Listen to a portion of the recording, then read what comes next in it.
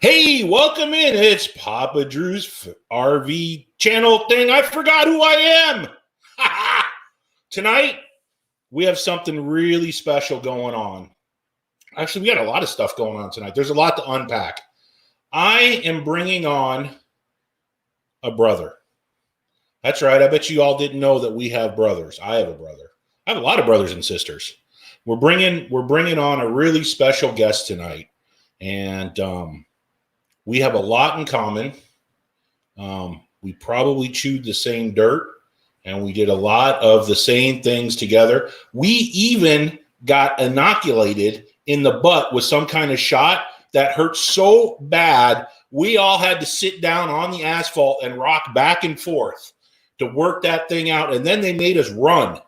I am bringing in one of my fellow Marines. Semper Fi! Here he comes. There they are. Check them out.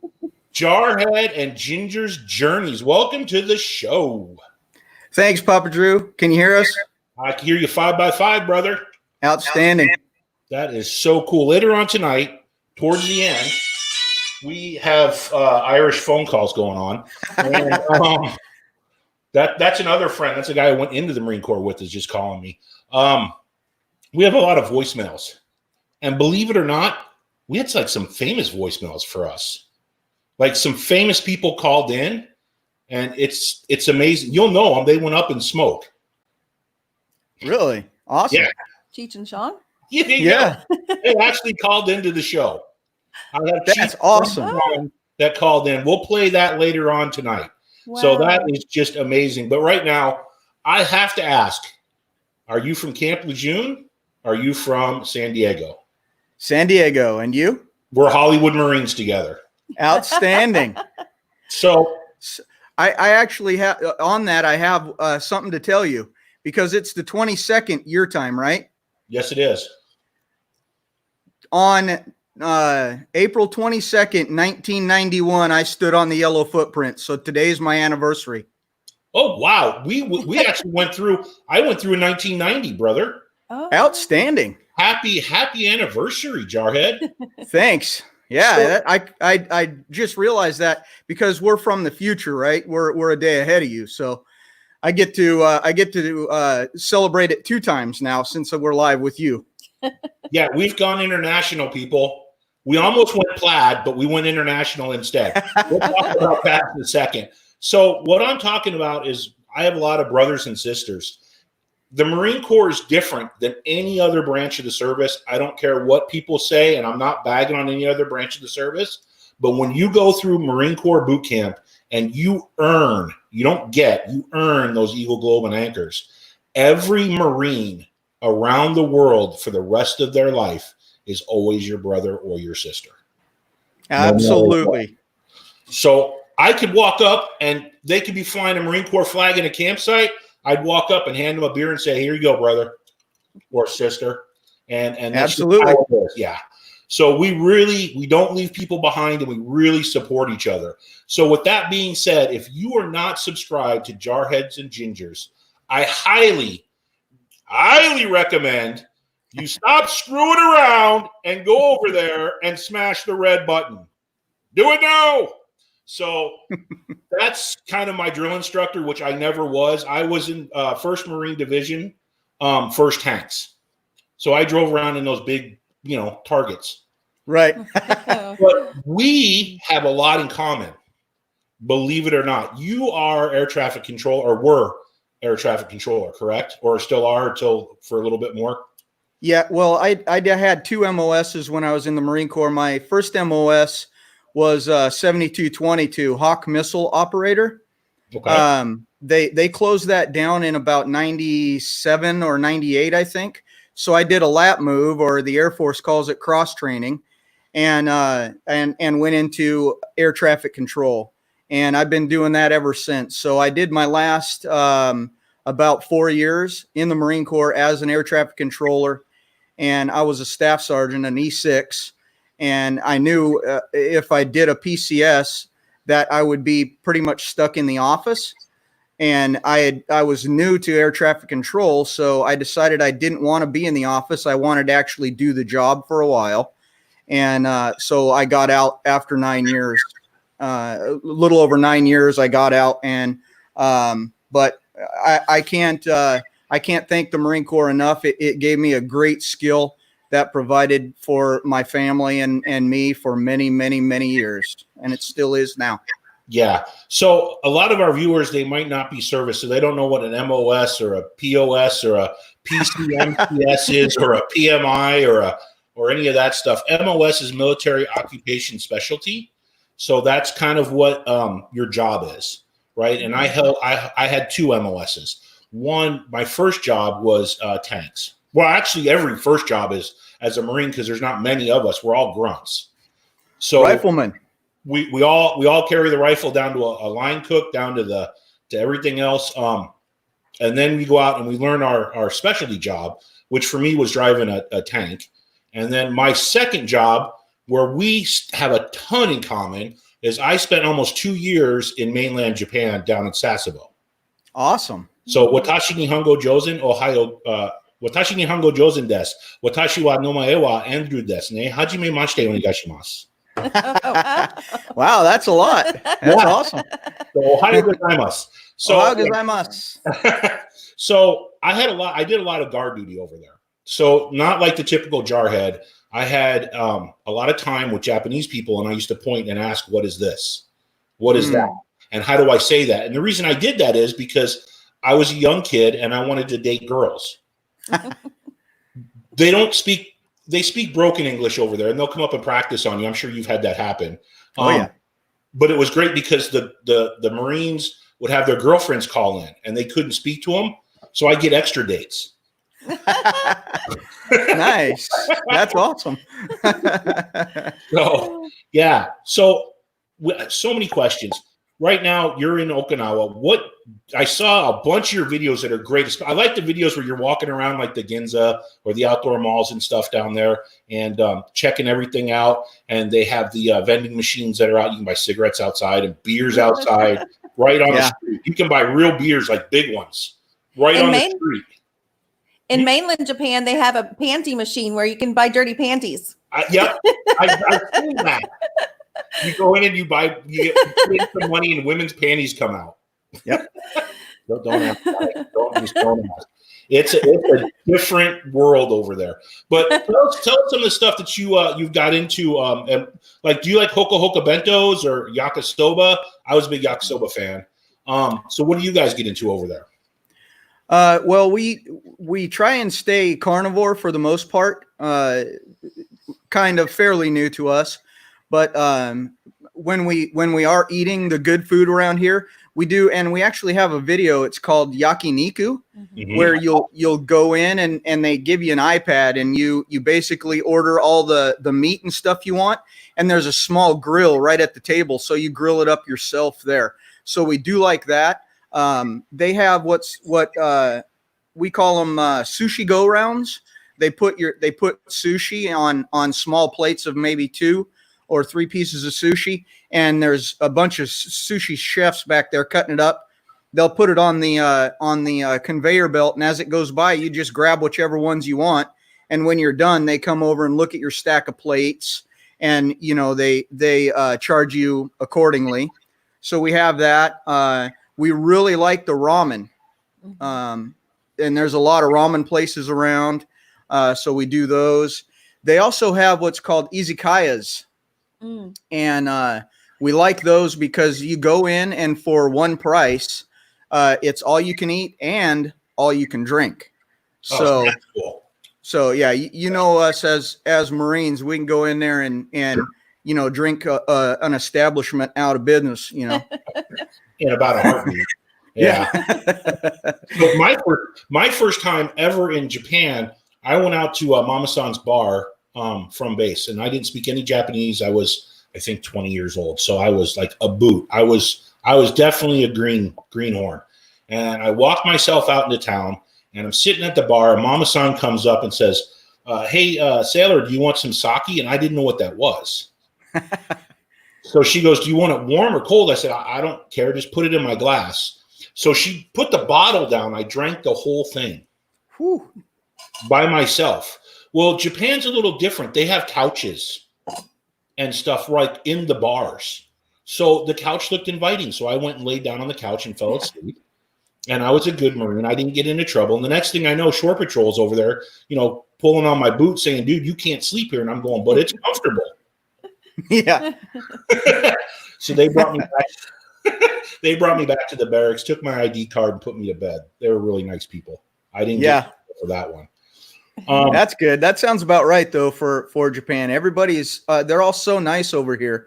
And one thing that's different from mainland than it is to Okinawa is down here, most of the Japanese people down here speak enough English. So you probably know more Japanese than we do. And we've been here for, over a decade.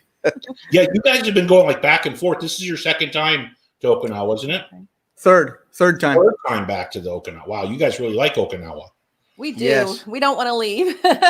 Now, are you on base housing, or did you guys get a billet out in town? We're out in town this time. The first time that we came, I was unaccompanied for a year as a young corporal, E4. But my wife ended up coming for most of the time. She was here 8 or 9 months. So we lived out in town on our own dime as a corporal. That's not, it wasn't the best idea, but we did it. And then we came back when I was a sergeant, E5. We came back after my air traffic control school, and we stayed here for about 4 years. And I actually got out of the Marine Corps and stayed here. Oh, wow. Yeah. And then, and now we came back. This time we've been back here since 2012. Wow. And your wife is famous from what I hear. Her voice is on a shopping mall entrance to welcome people in. You want to tell us that story? I have a friend that referred me to this company that does tourist videos and stuff. So the first thing I did was I went to a recording studio and I butchered all the names of the cities and stuff, but I talked about the Okinawa crafts and pottery, and it was played in Japanese, and then also after they would say it in Japanese, it would have my voice in English, and that was taken around the world to tourist fairs. And then I did one for a shopping mall here that was downtown on Kokosai Street, which is a famous shopping street here, where I was hello, welcome to Happy Naha. We hope you enjoy your shopping, that kind of thing.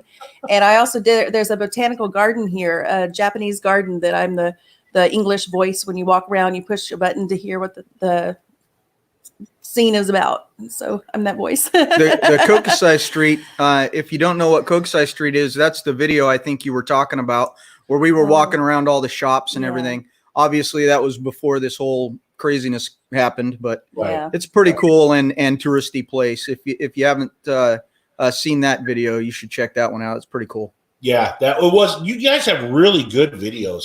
I can't believe that. How long have you had your YouTube channel? Because I don't know if you're over 100 yet, or you're just around that mark, but you should be a lot bigger than you are. I think we started this YouTube channel in January. But yeah, like mid-January, maybe. Maybe. I'm not positive, but it hasn't been that long. We decided to, do the full-time thing, and we started doing the research and all that stuff. And we went round and round about what type RV and all that stuff. And then we just happened upon some RVing channels and just, dove in. That's, we haven't watched anything except YouTube in months, literally. I think a lot of us are doing that in months. Yeah. Got to cancel that Netflix subscription. Exactly. So you did a lot of air traffic controller. This is where we kind of connect, because I was on a FAC tank, which people probably don't understand what that is. But we were assigned an F-18 pilot to our tank, which is an officer, and we had all these antennas sticking out of the back of the tank, and we would actually call up the F-18s or the B-52s or the B-1 bombers and mark targets and drop bombs. That's what I did. I drove the tank around to do that. And it was just really neat to talk to the pilots and get their take on things, especially having one in the back of the tank with us to do that. And we had some really funny stories where we would get foreign exchange pilots over. Oh yeah. I can remember one night out. I didn't go overseas and I didn't see any combat, but we practiced in 29 Palms is where I was stationed. Ooh. And that's live fire is all that's about.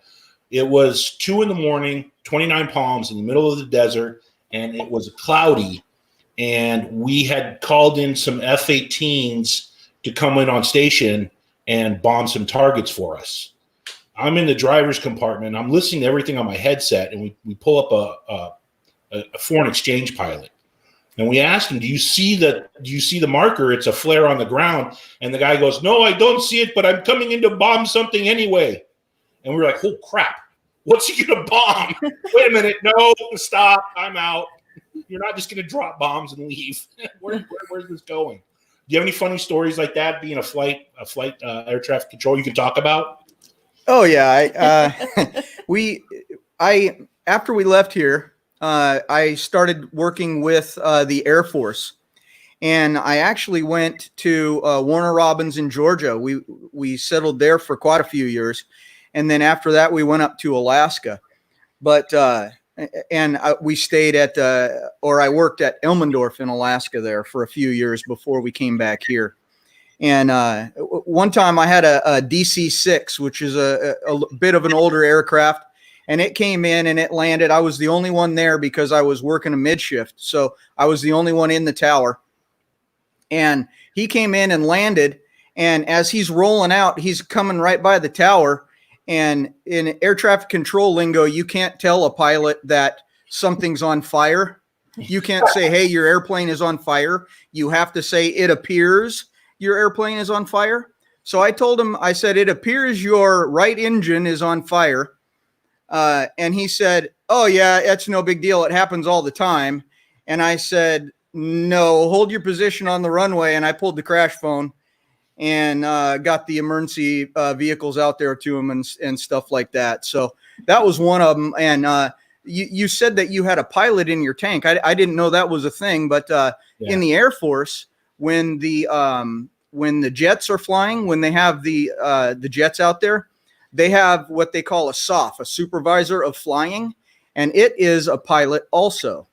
In Elmendorf, we had F-15s for a while, and then they started transitioning into the F-22s. We had F-15 pilots after we got the 22s on base that were SOF, and they would say that when they went into their areas to play, they'd go in and do dogfighting or whatever the case was. When the F-22 was there, he said there'd be like 5 or 6 of the F-20 or the F-15s, and as soon as they said okay, game on, they'd all be dead, and the F-15s didn't even know the 22 was there. That's so awesome. I thought that was kind of funny. That makes you feel good, doesn't it? Because I know our brothers are flying those. Yeah. So that's really cool, man. That's going on now. Have you ever had a chance to stay in a Japanese hotel? Yes. Like a true, like a capsule hotel. No. You never stayed in a capsule? No, she's claustrophobic, so I don't think she could do that.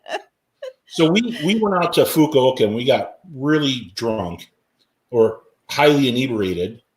And I had a bunch of money because I was like selling beer back to the Japanese, which I got caught for, and they told me to stop doing that because I buy it at the base commissary. I think. Yeah. So it was great. I was my own entrepreneur.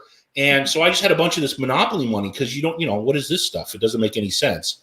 So I would just go out in town and we got hammered. So I went over to a capsule hotel, it looks like a crypt where sarcophaguses, like you put people in a cemetery, but they're rooms. But it was weird because the first thing you do is you go through the doors, they hand you a robe, point you to another thing where you take your shoes off and get completely naked. And then you have to get into one bath to get into another bath, to get into another bath. Then you go to your capsule and go to sleep. It was just a off-the-wall weird experience, man. But it was really cool because in the capsule they had TVs and radios, and I don't know, it blew my mind. I was like, okay, cool. I remember part of it. I don't remember all of it. Right. You guys had any kind of experiences like that kind of over there? you said you get naked, and that's different here than it is in the States. They really don't view naked people the same as we do, I don't think.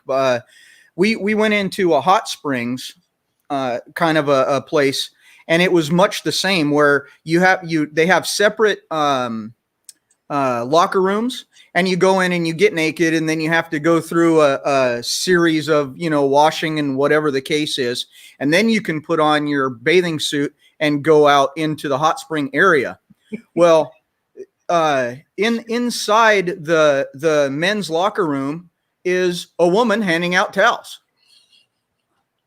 Literally, you're in there, just like you were born day one, and there's ladies running around in there handing towels, and and then you come back in, and the lady's telling you, no, you have to take your shorts off and put them in the dryer, and you're like, all right, and here you go. So, and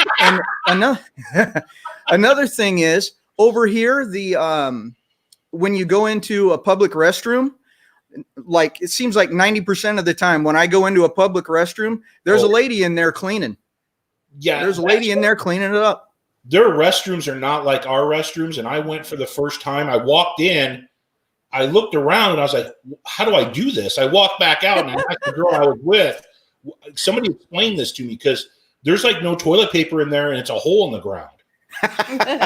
Yeah, that's the old style. They've come around to the Western style toilets now. They also have the Toto toilet seats. We actually have them in our house, and they have all kinds of buttons and stuff. They play music. They're heated. They'll blast water up on you. Everything. It's great for the toilet paper shortage. Yeah. Although we don't have that here. We never had a shortage here of toilet paper. Yeah, well, we have a shortage here. I could use a bidet. It is what I'm trying to get to all the people that are watching and listening to. Japan is cool. It's just a completely different world than what we're used to here in the United States. It's like you stepped into something out of just weirdness until you get to. I mean, I like it because I'm a pretty tall guy, so I could see, and like during the parades, I could see over everybody. So it worked out pretty good that way. But it's just it's a lot different, man, than what we're doing. And then they have what they call, do you like Hoka Hoka Bento? Which is, they're like McDonald's kind of for the Japanese over there. It's kind of like their fast food. At least we had it on mainland. You know what I'm talking about? The little bento shops? No, we have bento shops, but I don't know of one called a Hoka Hoko here. But they sell bentos everywhere here. You can go into the convenience stores and any of the grocery stores or whatever and get bentos. There's also little hole in the wall type places that sell them, and you want to look for the ones that are packed. Right. Yeah, because those are the best. But if the bentos are really cool, because normally it's a small tray, and it has all kinds of different stuff in it. It's not just like a hamburger or whatever. It'll be some kind of meat in there, and mostly noodles, and then rice, and it's a whole big selection of different foods. So they're really cool. Right. And when you go to order over in Japan, it's really cool because you can drink a lot of beers and still order good food because it's all pictures. All you do is point at the picture that you want, and they'll bring you the food. So they've got it figured out for the language barrier thing really well. The one thing that I found was interesting is trying to read katakana, hiragana, and kanji when I was over there. So my symbol was a guy standing there with 3 legs. One leg was shorter than the other 2, and he's holding a pitchfork, and that meant sasabo. So I would just look for the perverted guy with a pitchfork and know that's how I got home. You guys kind of you showed that in one of your videos, and I was cracking up. I had tears coming down. I was laughing so hard because it brought so many memories back of me trying to figure out how to get home. It was just awesome. You guys, what's some of your experiences when you first got there, trying to get around town and stuff? How did you overcome that fear? Well, getting around town is different over here also, because we drive on the left side. So we're on the right side of the car on the left side of the road. So that's really, really, scary the first time you come over, especially. But as far as the kanji and, you know, all that stuff, kanji is really hard. We have some Japanese guys that work in our building, and even they'll tell you kanji is hard for Japanese too. But if you didn't know, there are three alphabets. You have hiraganas, you have katakanas, and then kanjis. Mhm. Hiraganas and katakanas, I think they're about 40 something, 44 of each of those, and then kanjis there's over 3,000. So as far as reading, I can read a few kanji, not very many, but all the license plates over here that have 2 kanji on them, and it means Okinawa. So that's cool. So I can recognize Okinawa every time. I can recognize Naha, which is the biggest city here, just because it's on. But when you're driving out in town, they have everything on in kanji, and then underneath it they have it in what they call romaji, which is English. Right.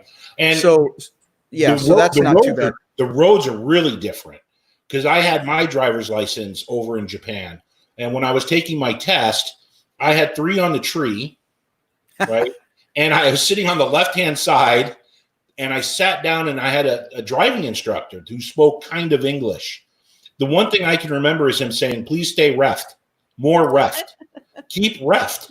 And I'm going, "Dude, I am reft. So leave me alone. I'm driving. I'm as reft as I can get." And trying to do the 3 on the tree, I've never done that before. If anybody doesn't know what that is, it's like a stick shift, but it's on the column. So right behind the steering wheel. Yeah, trying to do that and keep reft. Well, the first time I did, I hit the windshield wipers. And the guy goes, "Are you sure you're okay to drive?" And I said, "Yeah, dude, I got this. I drove tanks for a living. Just sit there." And, you know, it was a weird experience, but their roads are something like bike paths sometimes. They're real narrow, and they put up like, what do you call those things where you look at mirrors? So you can see what's coming, especially around corners and bridge. You guys have that over there? You know? Oh yeah. They're rounded, so you can kind of see down the street, whichever direction the traffic would be coming from. So you look at the mirror and you can tell if anything's coming, and then out you go. Right. And then have you ever gotten a taxi and said, "Hayaku, hurry up"? I did that to a taxi driver one time. He drove right through the middle of the mall. Wow. To the train station. I said, "Hurry up, take me to the train station," in Japanese, which is funny because when I used to speak Japanese, they would look at me and stop for a second. It would freak them out. Like, this guy can speak freaking Japanese. And I'm like, "Dude, I'm speaking to you in your language. Let's hurry up and go to the train station." He went right through the mall. People were diving out of the way. Oh, this guy's that's awesome. And he's driving. It was hilarious, man. So I don't recommend doing that. It was an eye opener. It was so much fun. Now, you are retiring, right? Yes. And you are going to be buying an RV and coming back to the United States. What have you done for research as far as your RV, and what are some of your expectations in getting into this? This isn't our first RV. We've had 2 before. We bought one in Georgia. We bought a huge 4 bunkhouse RV, and lived in that for a few months while we were building a house. And then we decided to move. So tell them about your trip to Alaska. So I took when we got the job in Alaska, we were in Georgia, and I took that double bunkhouse trailer from Georgia to Washington State. That's where I'm originally from, so I have a bunch of family there. So we went to I went to Washington State alone because she stayed in the house and until it was sold. So I went to Washington State, picked up my dad, and then my dad and I went through Canada, driving all the way up into Anchorage, Alaska. In January. Wow. Yeah, in January. So about a quarter of the way or so into Canada, I get a call from Allison, and she says, "I just sold the house." And oh man, are you kidding me? So I had to get to my brand new job in Anchorage, Alaska, and check in on day one and say, "Guys, I got to leave." So I did that. I did that trip, and then I turned around a couple weeks later, flew back to Georgia. She and all of our friends in Georgia helped her pack up and get the house put into a U-Haul, and we made that trip again. Wow. But as far as research goes, this time when we were looking, we started with bumper pull, and we found one that we really liked after extensive research. We went to, after that we started thinking, well, why not why is everybody liking the fifth wheels? So we started looking more into those, and then we found one we really liked. And then we decided, well, let's look at a toy hauler. So we looked at toy haulers. We found one of those that we really like. So we've been, this time researching wise, we've been like all the way around. We did know, or not that we've ever had one, but we didn't do any research on the drivables, B's, C's, or Class A's. Okay. They just don't really interest us. Okay. We had a motorcycle in Georgia, and we sold it to a friend. And I knew, as we're watching videos, I knew once we got back, if we got just a travel trailer, that we'd end up selling it soon, because he's going to want a motorcycle when we get back. So that's why we also have a really nice 2-seater four-wheeler in Washington at his brother's house that we're going to pick up, and we're going to haul that around until we get the motorcycle. But I knew that we'd have to sell it soon if we didn't get a toy hauler. So that's the plan. Looking at some cool videos coming out. What kind of make and model are you looking for in the fifth wheel? I'm sure everybody here wants to know. We like the Grand Design Momentum. What is it? 397 TH. TH. Yes. 397 TH. Yep. One of my moderators is in a Grand Design. Nice. Wayward Wags. You met them. Oh, yes. We're all doing the thing together with all the vets. Yeah, I can't wait for all the details on that. We're really excited. Okay, let's open up the phone lines and get some calls in for some of the people that are watching. So the number's flashing down below. If you have a question for them, go ahead and call in right now and ask them a question. Phone lines are now open, everybody. So call in, and then later on, here coming up, we're going to play some of the voicemails. I want to bring up something, and I don't want to say what the name is because YouTube will completely lose their poop if I tell them what this is, but you know what it is. So I'm going to bring this up, and can anybody tell me what, and I dug this up in Sasebo. Wow. So I brought two of these back with me. It's no bang bang in here, but I brought two back with me. It's my toothbrush holder now. Nice. Like a true Marine, right? So I'll just demonstrate what you do. And that's what this is. So, yeah, they had buried those all over the island waiting for us to invade. And then they were going to dig them up and use them against us. So they're buried like everywhere. It's weird, man. Wow, you guys got so much stuff, dude. I am so jealous. So the Army guy that's moderating, he's going to ask the question, what color crayon do you like to eat? I like either red, white, or blue. There you go. Because those colors never run and they're easy to catch. That's it.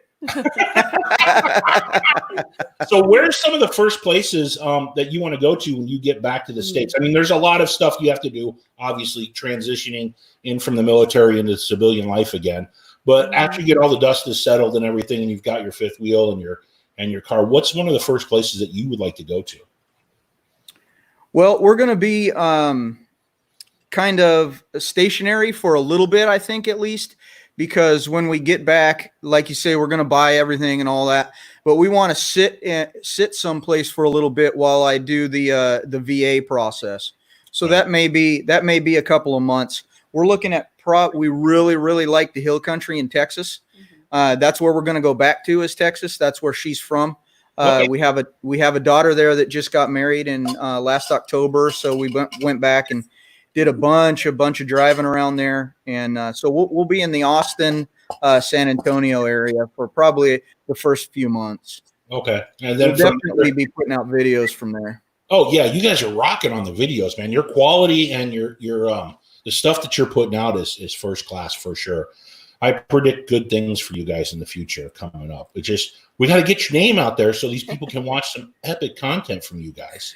We also, Before we started as Jarhead and Ginger's journey, there are a few videos that we went to Taiwan and he ate all the stinky tofu and stuff, and we went to Vietnam, got food poisoning. I think we got the sickness there, and he had pneumonia. It was really bad.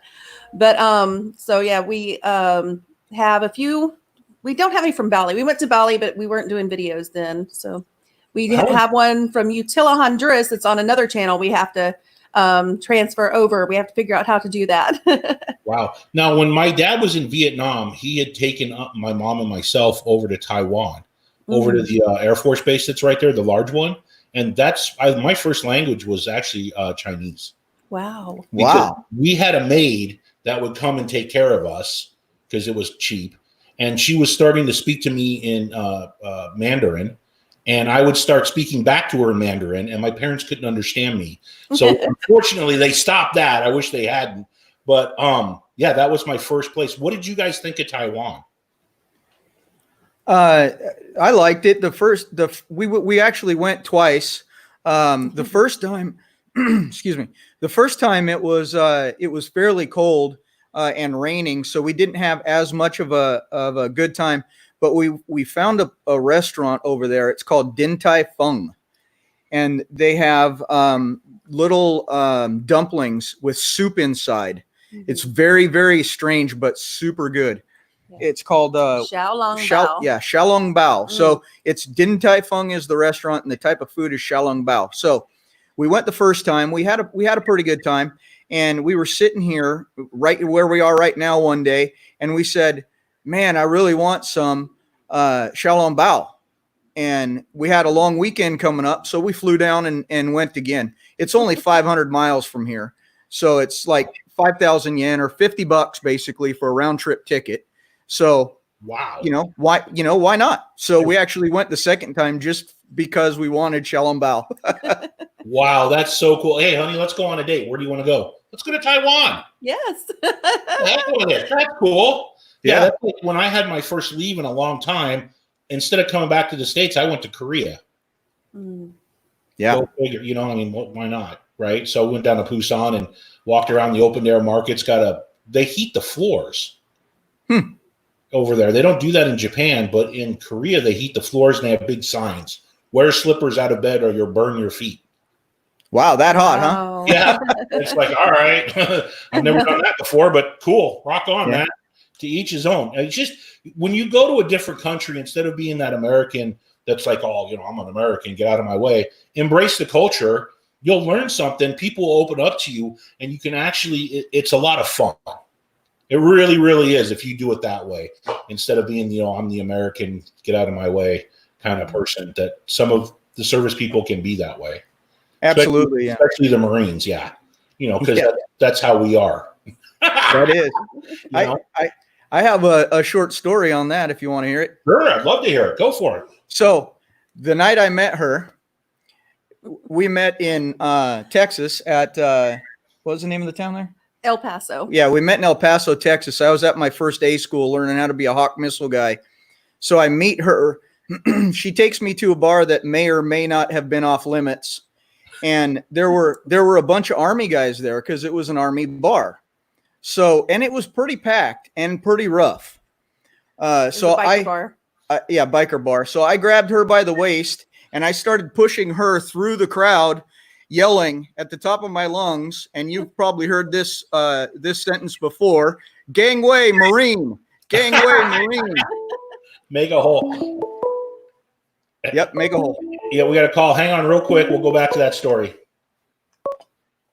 Hey, caller, you're on the air. Do you have a question? Hey, Semper Fi, Marines. Arr! This is Chief from Foreverland RV. How you doing, brother? Good. Yourself? Hey, we're living the dream. Good. I wanted to thank Jarhead and Ginger for their service and over in Japan, and glad that they're coming home. And looking forward to meeting them out on the road as soon as we all get our RVs. And we need to get together and have a Marine Corps party. I definitely need to drink some beers. Yeah, 1 or 9. And then I have one question for the Air Force guy on the side of Jarhead and Ginger. First off, so you know, I'm a retired Air Force Chief Master Sergeant. Started as a Marine, once a Marine, always a Marine. But I wanted to know what you know about Jeremiah Weed. Well, I wasn't in the Air Force. That was my dad. Weed is something that's cool that we could smoke out here in California. Well, Jeremiah this goes Weed over is a to whiskey, I believe. Jarhead being an Air Force person and want to know if he knew anything about Jeremiah Weed. Our Epic RV Adventure might know. If he wants to call in. Mike, if you want to call in the show and answer that question, you go for it. I don't know who that is, so I apologize, caller. Yeah, I'm not. Okay, I'm not. Well, I wasn't an Air Force guy either. I Weed worked for him for a while. Is a bourbon drink Mm-hmm. that pilots use when they graduate, and there's no more fun than taking a bunch of pilots right out of flight school and take them to the officers club, and 10 or 12 chiefs sitting around buying shots of Jeremiah Weed right before they got to graduate in the morning. Sounds about right. Yeah, that sounds about what happens in the service. We went out. Thank you, caller. I appreciate it, man. Rock on. All right, guys. See you later. Have a good night. Hoorah. Thank you, Chief. We had a thing with boot camp that we would go out with the drill instructors after we graduated over to Tongue Tavern over in San Diego and have a few drinks with the drills. I didn't do that. I don't know if you did that or not. But no, I didn't. I was just ready to get the hell out of there. Yeah, exactly. Exactly. I was ready to. We had that thing where your parents could come down and did you sing the Marine Corps hymn to everybody in the stadium? Yeah, absolutely, yes. Mm-hmm. And then we were dismissed for the day, sort of. And the parents, you could have food for the first time, like yes, real food, right? Yeah, and it made you sick, didn't it? Yeah, it made me really sick. And then we would go back. We went back that night. And did you have to stand online and report? Do you have any personal or medical problems to report at this time? Yes. And you had to flip your hands. Yeah. Like this. Yeah, exactly. And turn your head so they can look in your ears and your fingernails and your hands and stuff. Yeah. So I got in a lot of trouble with that. Because I didn't have any physical, but I had one personal. And the DI asked me what that is, and I told him I was going to miss him a lot. You liked the quarter deck, didn't you? Yeah, I was on the quarter deck, man. I was making puddles on the quarter deck. So, yeah, we had a lot of fun in the Marine Corps, man. I mean, just a ton of fun doing that kind of stuff. My wife and kids are coming in right now from outside. So, what is one of the things that you miss the most about the States? My kids. My kids and my grandbaby. Yeah, that's true. I liked how big it is. Right now we're in Okinawa, and it's an island. It's only like 70 miles long, and it's down to just over a mile wide in some spots. So we don't have a lot of space here like you get in the States. You can get in a car in the States and drive for days and not go through all kinds of different views and everything else, where here you get in a car and you're either in like a city type area, or if you get up north far enough, you're in the jungle type area. And that's, pretty much it. Not that Okinawa isn't beautiful, has great views and the jungle's awesome. The beaches here are really cool. The water is in the summertime is warm and great. But I just miss the openness of the States. Yeah. Well, do you guys have the big jellyfish there? Because we tried to do a lot of swimming in Sasebo, and you just couldn't because there was so many jellyfish. I remember that, like jumping off the docks, and you would be just engulfed in jellyfish. It depends on what time of the year here, but we do get jellyfish here sometimes in mass, like you're talking about. But they have the box jellies here as well, which are smaller, about the size of a baseball generally, but they're really deadly. They also have, every once in a while, you'll see a man-o'-war, a Portuguese man-o'-war. But for the most part, any of the swimming areas, they're roped and netted. So hopefully that they try and keep them out. But you know, when a jellyfish tentacle falls off, if it's floating around and it hits you, it's still going to sting you, no matter if it's connected to the jellyfish or not. Absolutely, and they hurt like crazy. Do you guys have monkeys? No monkeys.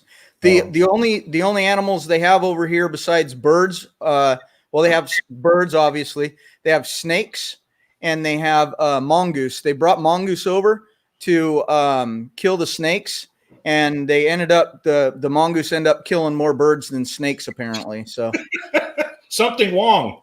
Yeah. Whoops, that was a bad idea. You guys have the mamushi?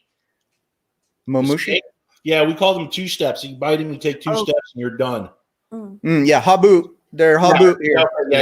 Yeah. We call them the mamushis. And then we had a lot of the land crabs. Tons and tons of land crabs. Not so much those here. Okay. I've seen them a few, but not very many. We used to take them and gather them up and then put them in the new guy's rack. And then put the blanket over the top so when the new guy got into his bunk, yeah, you can imagine what was being said. Yeah, a couple 4-letter words would be happening there, I'm sure. A lot of chasing and punching. Oh, yeah. You can't do that stuff anymore. I know. You can't do that kind of stuff anymore. Dude, I'm an old core. I was in 90 to 94. 91 to 2000 for me. Yeah, and see, back in the day, you could get away with a lot of that stuff, and it was just, go look for a prick E7. Absolutely. And you can't do that now. Go get me some headlight fluid from the prick E7. And an ID10T. Go over and get me an ID10T. Or BA 1100 Novembers and some string. Yeah. String. So what we're talking about, people, in case you're not familiar, if you're not from the service, we're telling new people to go get ridiculous items. So a prick E7 is calling somebody a prick who is an E7. So when a new guy walks up to the E7, which is a high rank in service, and says, "Hey, do you have a prick E7?" You can imagine the ramifications, which are always a good time. I don't think they're allowed to do that anymore. I think you probably get in trouble with that. They take all the fun out of being in the service, man. They did, yeah. It used to be a rite of passage on our first field op. You'd get something would happen to you, right? So, my buddy got his day before mine, and my platoon sergeant comes in and says, "Let's go. We got to go dig some fighting holes." So we're out there digging fighting holes, and I'm about a little over waist deep when my whole platoon jumps on me, right? So yeah, shocker, right? Of course, somebody's got the video camera, so I actually have this on video. So they jumped on me, and they took 2 cami netting poles, which are pretty solid aluminum poles, and they tied those together, and they tied me to it, and then they put me in the fighting hole that I dug and buried me up with all the dirt that I dug out of it, and then left. They hung my rifle on the back of it and left. So I'm trying to figure out how to get out of this, out of the, being tied up to this cross. And then they let me flounder for a while, and then they came back and scared the crap out of me because I was busy trying to get out of it, right? And they jumped and it scared the crap out of me. And then they doused me with water and kicked dirt all over me. And then, hey, I was part of the team, Yeah. Then they don't allow that anymore. No, and then once you're part of the team, you're part of the team. We used to take the new guys and handcuff them to the main gate and leave them there. So in the morning, the Japanese would come into the ordnance facility, and there'd be this guy handcuffed to the main gate, and we'd swing the gate open with him handcuffed to it. And then nice. And we would just leave him there for 2 or 3 hours. Yeah. But once it's over, and you're part of the squad, you're part of the team. It's your rite of passage to join our unit. Absolutely. And it kind of tests the mettle of the people that are coming in, because this is a brotherhood of like no other. Absolutely. All the other branches of the service I get, but the Marine Corps to me is the heritage and the stuff that we do as Marines, either former or as active duty, is something that's a above and beyond of what any other branch of the service has done. It really, we're so small. There's only so many of us, you know? Yep, if you need something, if you have any trouble, you call up your brother and they're there for you. Yeah. Absolutely. No matter how long it's been since you've seen them, they're there for you. Right. And you know, what's really funny is the RV community, the people that are watching right now, your subscribers and stuff, they're all of the same mindset. They just didn't go through boot camp. But it's the same kind of mindset that they have. Like when I'm in an RV park, if I needed something or somebody needs something from me, we're Johnny on the spot and we're helping people out. And that's part of what the magic is of this community. It's really, really cool. Yeah, so, I think that's what we're just now obviously getting into this community. And we're seeing that already. I mean, you know, you said our name to one person Bob over at Blue Wave. And, you know, our channel is, I won't say blown up because we're just over 130 now, but before you said our name, we were stuck at around 75 or 78, you know, and now today we're at 135 or 136. So I see a lot of that already, which is really cool. We're like I said, we do nothing but YouTube. So everybody that comments on our videos and you know, leaves us messages or whatever the case is, we always go and check those channels out. And, you know, we found a lot of good channels. So we got a lot more content to get through. We thought we were at the end of YouTube for a while, but not even close. We found a lot more friends here than we actually expected. So a lot more to see now. Yeah, your journey is just now starting, and it's only going to go up. You're going to see a lot of love and support from the people that are in this chat and the people that are going to watch this video down the road. Because I have a treat coming up here in about 5 minutes for everybody that's in the video. Like I said, we had a lot of great voicemails, and we'll play those for everybody live on the air, and you guys are going to bust up. I pre-screened every single one of them because I never know who's going to call in. But right now, the phone lines are open. We've only taken one call. So if you want to call in right now is a great time because there's nobody on the phone. So call in and ask them a question. Army guy, Navy guy, Air Force, non-service guy. Somebody just call in and talk to them because these are super cool people. And they're from Okinawa. We're international people. It's 9 a.m. where they are, almost 10 o'clock now. But he took the day off of work to come and do this interview, which I really appreciate. And I thank you very much, brother, for doing that. That's super, super cool. Salute. Nope. Here you go. Here's a call coming in right now. Hey, caller, you're on the air. Hey, good evening. How are you doing this evening? Outstanding. How are you doing? Wonderful. Hey, this is Paul, the Air Force guy. Don't hold it against me now. That's okay, Paul. Hey, listen, so I was over in Okinawa back 86 through about 88. So I remember the time staying there, and in fact, they would actually lock the water main for the barracks because it was every other day. You guys run into that anymore? Yes. I don't know about them locking the water mains at the barracks because I haven't lived in the barracks in a long, long time. But they do have water outages and power outages. And it's big chunks of the base at a time, or sometimes I think even an entire base at a time. Hey, Air Force guy, we've seen a lot of your stuff, by the way. Great stuff. Like I said, we did a bunch of research, and you were one of our go-tos definitely for the walk-around videos you do. They're really awesome. If you guys haven't seen any Air Force guy stuff, go check it out. Yeah. Hey, listen, so if you have any questions, feel free to reach out to my contact information down below the videos. And, you know, the 397 is a floor plan that we have not stocked. It's not one of our biggest sellers. That and the 399. We like the east-west bed on the 397, and we don't care for the north-south beds because they're a little tighter looking to us. But we don't have the ability to get out and actually sit in them here. I can't remember. Where are you from, Air Force guy? I'm over in Maryland, just south of Gettysburg.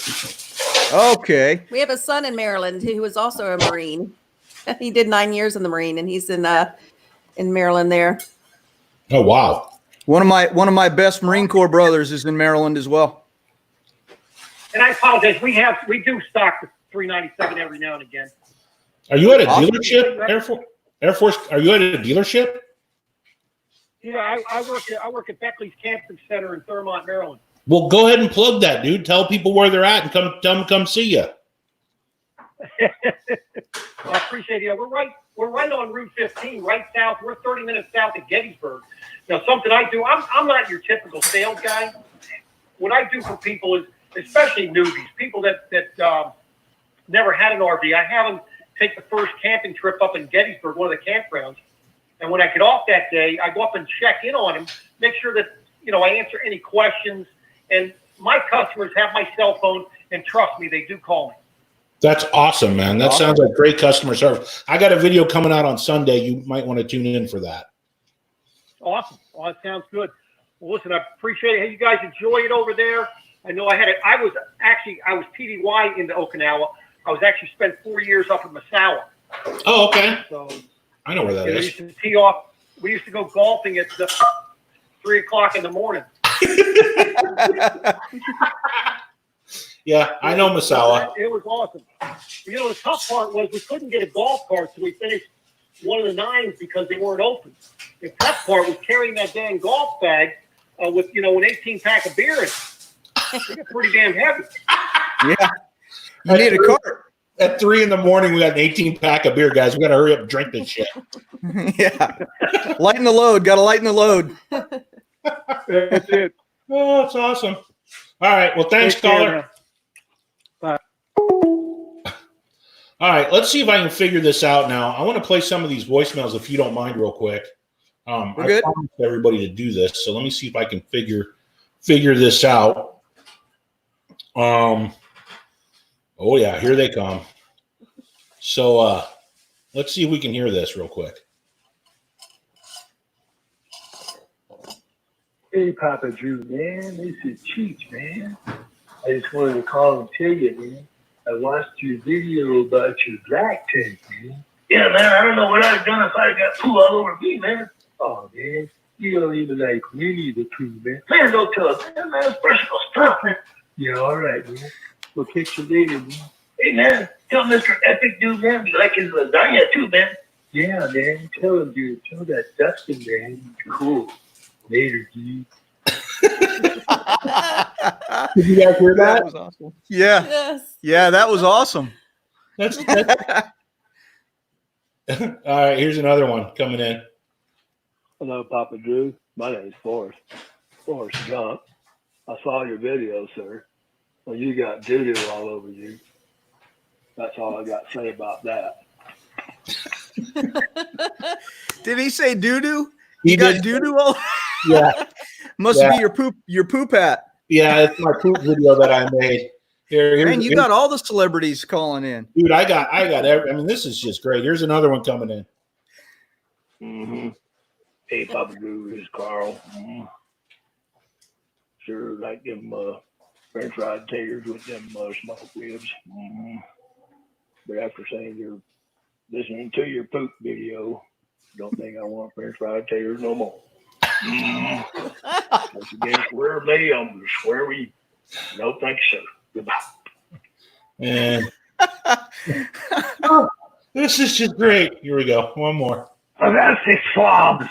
Hard. We know where you depart. Prepare to be boarded. Resistance is futile. So here's the latest one coming in right now. Hey there, Papa Drew. This is Fencing Fantastic, and I'm trying to figure out what to do with the fire ants. We got a little problem over here. We're trying to go fishing and keep stepping in the fire ants. And I know that you're a smart YouTuber and all, and I figured that you could help us with them fire ants. Benson Fantastic. Thanks, Papa Drew. Fire ants, those are bad. Yeah, Papa Drew, it's Arnold here.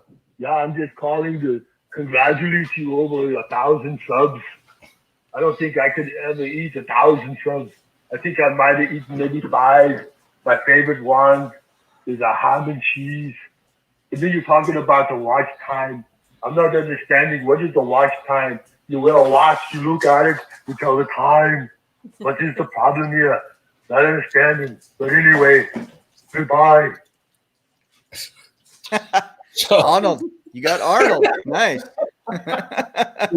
so we have the phone numbers up. So everybody write that down.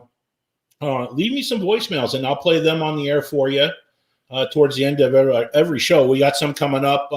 Next week we have, this Friday, we have Endless RVing. And believe me, they are funny. They say they're not, but they are. And they're going up against Wayward Wags. And I'll give Endless RVing a tip. All you have to do is say Uranus, and the Wags will lose it. I'm telling, just every joke, something with Uranus in it, you win. That's all there is to it. Seems simple, yeah. Yeah. So you guys are awesome. I want to have you back onto the show. Please come back because you guys are just amazing. Absolutely. We really appreciate you having us. Also, I'd like to say something about her if I can. Go for it. Uh-oh. So something good, actually. So she's been making all the masks for the Marines here. I don't know if you saw the video or not, but we were in desperate need of masks here as well. So she started making them on her machine. We're in over 100 now. I do the cutting and she puts them all together.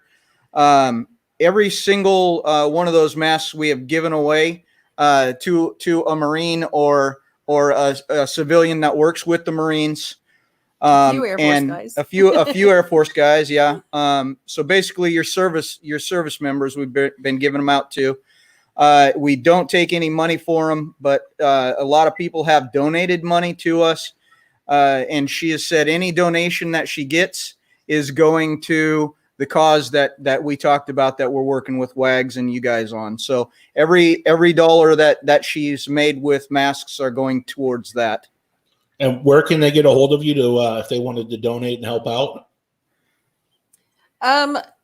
Probably message our Facebook page or our YouTube and we can figure it out. But yeah, we're planning to contribute that to the Wayward Wags project that's coming up.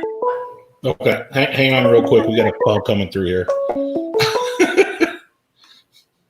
Hey, caller, you're on the air. Hey, what's happening? Oh, hey, Mike, how you doing? Hey, I just heard, and I saw you get, Ginger, I saw your guys' video about donating whatever money you get to the charity that you couldn't name. Well, we went ahead and let the cat out of the bag on Saturday night. So you can actually say the name of the charity. It's Patriot Rovers. And it's special to my heart because those are the people who got our service dog. So that's the connection there. So nice talking to you guys. Loved it. Been a great interview, even with Drew. But yeah, so I just want to thank you guys for jumping on board and being part of this project. It was Jerry's idea to have you place diaries and donating the extra money for the mask and stuff. That was cool. That was very sweet of you. Definitely not necessary, but I appreciate it. And that's all I had. So thanks. Thanks for calling in, Mike. Thanks for calling in, Mike. Depending on where you're at. Thanks for calling in, Mike. We watch your channel as well. We hope that we can get that service dog like was talked about. So get a service dog out to another vet. That would be awesome.